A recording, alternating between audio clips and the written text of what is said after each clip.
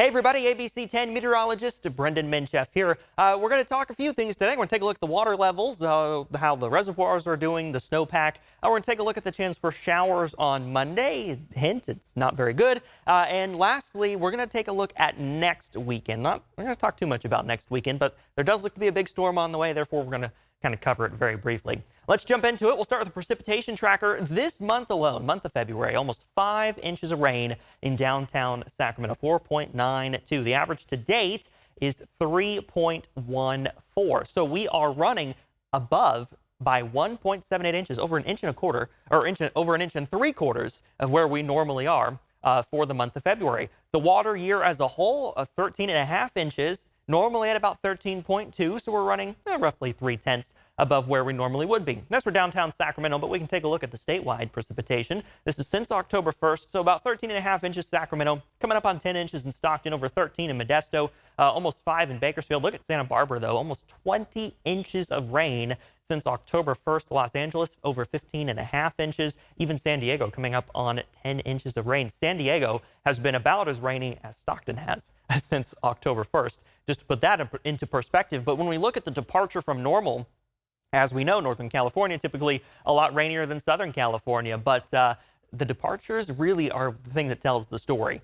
Santa Barbara, 7.5 inches above average for this time of the year. Los Angeles, over 6.5 inches above average. San Diego, almost 3 inches above average. When you work way up to Northern California, Sacramento, Stockton, San Francisco, Redding, all 1/2 inch or less above where we normally are. So we're running on a very average water season so far. And really, this is all thanks to February. It's been very wet in the month of February, and that's really put us from below up to above average. Now, Modesto, a little bit of an outlier here, almost 5 inches above normal. They did get quite a bit of rain. They had a couple days there where it just dumped early on in the month in Modesto, and that's really made them kind of the outlier when it comes to those departure from normal numbers. But it's all good news as we look across the state at water. When we take a look at those water levels in the reservoirs, this is for Shasta, Oroville, and Folsom. Shasta, 86% capacity, but 121% of average to date.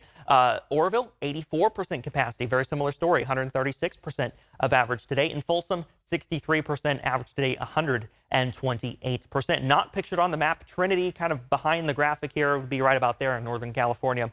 Last year, Trinity had a lot of trouble getting water. Of all the reservoirs that filled up, Trinity really was not one of them. They really struggled to put water in Trinity. Trinity mainly rainfall fed as opposed to snow melt, so I didn't even see that much come up as we went into the summer months. So Trinity stayed way below average for all of the water year last year. This year, they've gotten a lot of rain up in that part of Northern California, and Trinity, for the first time since spring of 2020, is above average. So that is some good news, taking a look at the reservoirs. We'll talk snowpack now. Snowpack really struggled up until we got to February, especially in the southern and central Sierra. But now, as we're almost done with the month of February, check out these numbers. Northern Sierra, 98% of that average today, 80% of that all-important April 1st average. 81% average today in the central Sierra, 67% of that April 1st average. In the southern Sierra, 78% average today, and 65% of the April 1st average. Again, this is so much better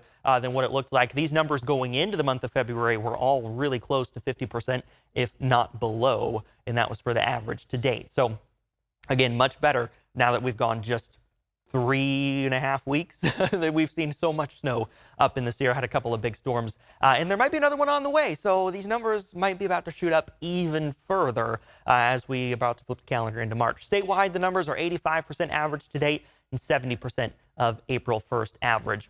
Quick note about that before we completely move on and take a brief look at the drought monitor. The Department of Water Resources did release their water allocation forecast, but that only went through January, well, took into the water year up to, I should put it this way, up to February 1st. So because they did the measurement, the snow measurement on February 1st, that was the last bit of data that got put into the DWR water allocation forecast. And like I just said, taking a look at the reservoirs and with the snowpack, we got a lot of water in the month of February. So that 15% of that DWR 15% number of the forecasted how much they'll be able to deliver for supply, the requested supply, that does not take into account all the rain and snow that we saw in the month of February. So they're going to put out a new number in mid-March that will take into account the February numbers. That number, their expected delivery amount will be higher, of course, because of how much water we saw in February. Moving on to the drought monitor now, really not much to see. All the state is either not in drought, well, technically none of us are in drought, but the category either none or just a little abnormally dry. We see that up near the Klamath, eastern slope of the Sierra, and a little bit down near the Colorado River. So those numbers, 92.97% of the state not in any drought, not even drier than average. 7% of the state is dry, abnormally dry, but again, that drought threshold is afterwards. That would be D1, 2, 3, 4, and we don't see any drought anywhere in the state of California. So that drought severity and coverage index on a scale of 0 to 500, 500 being absolutely insanely dry and 0 being not dry at all, we are a 7 out of 500, which goes without saying is good news. Today, Sunday, across Northern California, we're going to be close to 70 degrees, mix of sun and clouds through the afternoon, but the pattern does start to change again. So we had some active weather last week, and now we're going to have a bit of quiet break this weekend and for the first half of this coming week before it gets much more interesting towards the next weekend. Take a look at that high-resolution futurecast. We got a little bit of cloud cover through the daytime today in the valley. In the Sierra, we stay dry. We have got clouds up there as well. Once we get to Monday, though, winter weather advisory kicks in late Sunday, continues through Monday because we're going to have some snow showers. That starts early in the morning on Monday, continues off and on throughout the daytime. We're really not going to see a whole lot in the valley. We've got a 10 to 20% chance of showers, rain showers, of course, in the valley. To put that differently, that means we've got an 80 to 90% chance that we stay completely dry on Monday in the valley. So we're not going to see a whole lot of rain in the valley, not going to see a lot of coverage, and anyone that does see rain on Monday, it's going to be very light, very brief, not going to really impact your day whatsoever. Snow showers in the Sierra, though, will be somewhat impactful, especially because we are going to have some pretty strong wind associated with those snow showers. So winter weather advisory, we're talking inches of snow, 3 to 7 inches roughly. I mean, it's not going to be all that much. But again, you see that winter weather advisory until Tuesday at 4 a.m. in the morning. And again, the other part of that story is the wind. Not going to see much on Sunday, but by the time we get to Monday, you see those wind gusts picking up. And certainly through Monday afternoon, we're going to see wind gusts of 40 plus miles per hour in the Sierra. Could cause some brief whiteout conditions. Could see some chain controls. That's going to be about the extent of the snow impacts this coming Monday. Not a whole lot. We stay a little breezy in the valley on Monday. That's going to be about it. Let's fast forward a little bit, though, and talk about next weekend. So taking a look at the weather pattern, this is that quick passing system, joins with a system from the north. Not a lot of moisture whatsoever, just going to cause that kind of brief one-day little hiccup where we got that small chance of rain in the valley, snow showers in the Sierra. That moves out. We dry out through the middle part of the week. And then this is that next storm that we're tracking. So what we've got here is a much colder storm dropping in from the north. This is going to bring colder temps both in the valley and in the Sierra. It does have some moisture associated with it as well. We're going to see an atmospheric river of level 1 kind of override that Pacific high pressure and get dragged in with the storm. So this is looking like a pretty favorable setup, kind of that perfect storm, if you will, where it's cold and it's got moisture associated with it. We don't always see that, but with this coming storm, it does look like we will. You can see some of these colors here, that kind of turquoise, like teal color, that's that colder air associated with the storm. And even into Super Tuesday, March 5th, it does look like we're going to stay below average in terms of temperature and maybe keep a rain and snow shower chance with that. So moving on, and we're going to talk a little bit more about this coming storm, especially as it relates to the winter impacts, because I do expect the Sierra will have the majority of the impacts from next weekend's storm. All of this data, everything I'm about to say, subject to change, of course, because we are 5-6 days away from next weekend. But because of how impactful it looks to be, because of how significant it looks to be, we're going to get ahead of it just a little bit. So take everything I say here and make sure that you continue to pay attention going through this coming week and not just relying on this forecast as we get 4, 5, 6 days from now, because things do change, right? And we'll continue to refine those numbers as well so that our ranges can go down a little bit. But let's get into it. Bullet pointing here, biggest storm of the year, question mark. It could be the biggest storm we've had so far this season.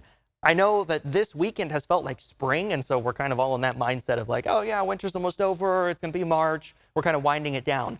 Yes, but also no. We can still definitely get some big storms in March. This one really looks like it might be the biggest storm of the year. Based on the current data, again, can change, but 4 to 8 feet is kind of that range we're looking at right now across the Sierra. 4 to 8 feet of snow is a lot of it. We could even see more than that across the highest elevations. Extremely difficult to impossible travel potentially for this coming weekend in the Sierra.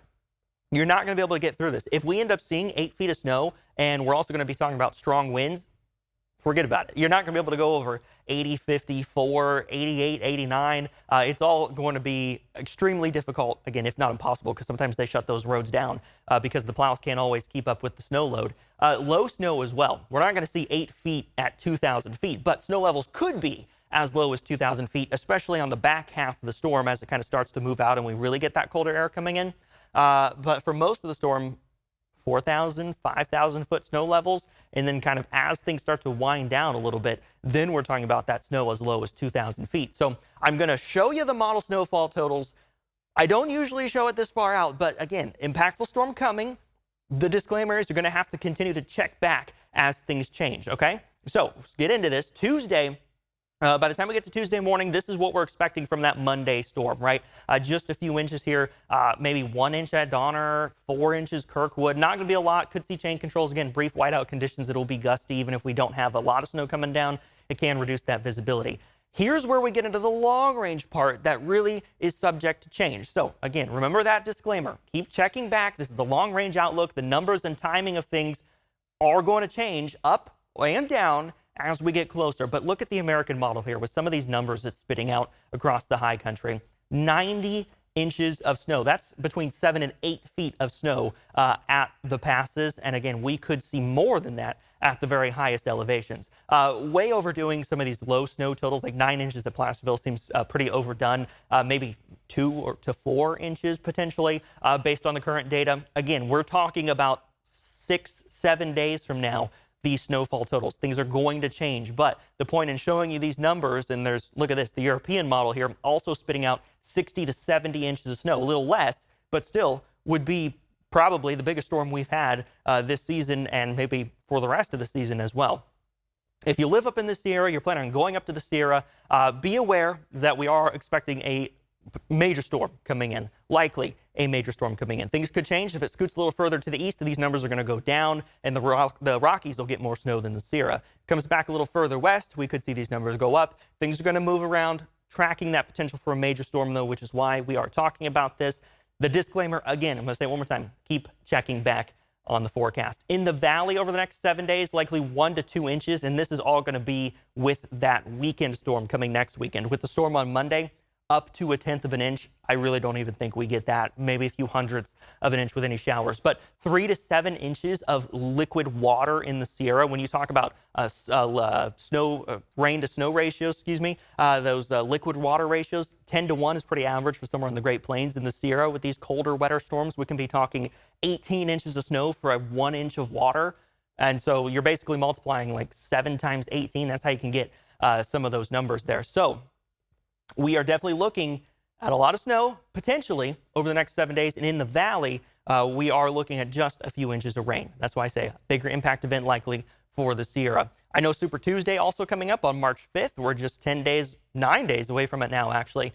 So especially if you're up in the Sierra, you're going to get a lot of snow. It's going to be difficult, potentially, to travel on Tuesday. So kind of keep that in the back of your mind if you haven't voted yet. If you're not going to do the early voting by mail, you're going to go in person. Just keep that in mind. 57 is what it looks like down in the valley on March 5th. It's still a ways away. Little chance of some showers remaining, but the pattern does definitely keep us cooler than average over the next 10 days, and you'll see that here on the forecast. So pretty near average today and for Monday as well. Tuesday, Wednesday, close to, but a little bit below average for the time of year. Then that next system comes in and we drop into the 50s. Look at that, 51 for next Saturday in the valley. This would be exactly 20 degrees colder than where we were just yesterday. So in the span of a week, we dropped 20 degrees. We've got that rain chance in the valley and lots of snow, heavy snow chance up in the Sierra. And then, of course, Super Tuesday coming next Tuesday. So again, that's why I say you're up in the Sierra, you're going to get a lot of snow. It might be difficult to try to get where you're going even still on Tuesday. Definitely things to watch. We're talking about that next weekend storm because it could be an impactful one. You got to keep checking back with ABC 10, though. We're going to keep you updated with the very latest ABC 10 and ABC 10 Plus. As the storm gets closer, we refine those numbers. But important, even though it feels like spring this weekend, winter is not over yet. Thanks for watching. And don't forget, keep checking back.